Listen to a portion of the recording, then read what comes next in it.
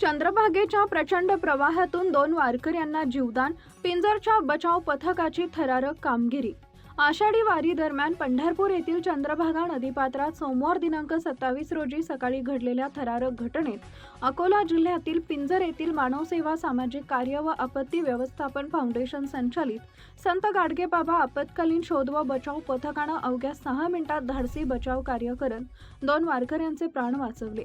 ही घटना सकाळी सुमारे 11:30 वाजता पंढरपूर येथील 65 एकर परिसरातील चंद्रभागा नदी बंधाऱ्याजवळ घडली। आषाढी वारीसाठी सोलापूर जिल्हाधिकारी यांच्या आदेशानुसार सुरक्षा व्यवस्थेत तैनात असलेले पथक घटनास्थळी सज्ज असल्याने मदत कार्य तातडीने सुरू करण्यात आले।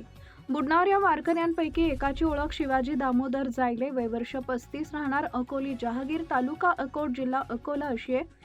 तर नातेवाईकांच्या आर्त हाकेनंतर पथकाचे प्रमुख जीवनरक्षक दीपक सदाफळे यांनी क्षणाचाही विलंब न करता नदीत उडी घेत वारकऱ्याला सुरक्षित पकडले।